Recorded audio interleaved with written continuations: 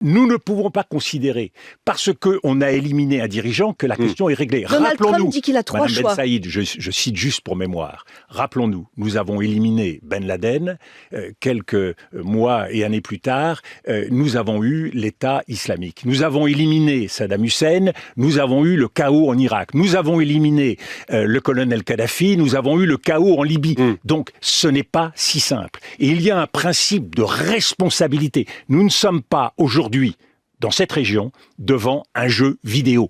Et les conséquences, pour nous, nous le voyons bien dans les mesures qui sont prises concernant l'ordre public, nous allons le voir dans l'entrée, puisque la guerre conventionnelle n'est plus dans l'ordre des possibilités pour l'Iran, le risque, c'est d'entrer dans une guerre asymétrique, c'est-à-dire devoir utiliser des moyens de violence, des moyens de terrorisme qui changent la nature du conflit. Il y a une très forte disproportion entre la menace telle qu'évoquée par les Américains et la réalité. Et c'est en ça qu'il y a beaucoup de contradictions dans le discours américain. L'Iran peut menacer les pays voisins. Est-ce qu'il peut aller au-delà?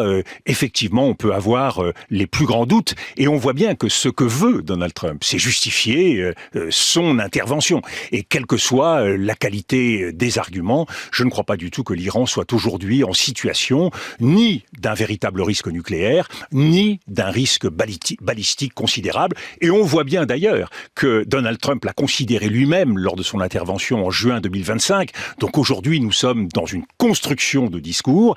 Et par ailleurs, en ce qui concerne le risque régional que représente l'Iran, on voit à quel point l'ensemble des proxys iraniens sont affaiblis. Donc je crois que on a une décision qui a été prise par Israël et par les États-Unis, qui pose par ailleurs le problème de la négociation. Est-ce qu'on peut, alors même qu'une négociation est engagée, décider de recourir à la force, puisque c'est maintenant Ça vous plusieurs choque, c'est fois. ce qui s'est passé. Hein. C'est- Il y avait c'est- Oman qui venait de C'est se non terminer. seulement détruire, c'est non seulement détruire le droit, mais c'est détruire le principe même de la négociation. Et quelle est la conséquence? Et c'est un avertissement pour nous, d'où l'importance du droit, qui est la meilleure garantie pour nous, pays européens. C'est que nous entrons dans des logiques impériales qui, aujourd'hui, font primer la domination, font primer la puissance, font primer la force.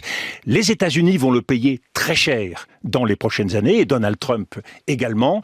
À nous d'être la conscience de ce système international. À nous de poser cette exigence de responsabilité. Et je pense que Emmanuel Macron ainsi que les Européens seraient bien inspirés de le faire.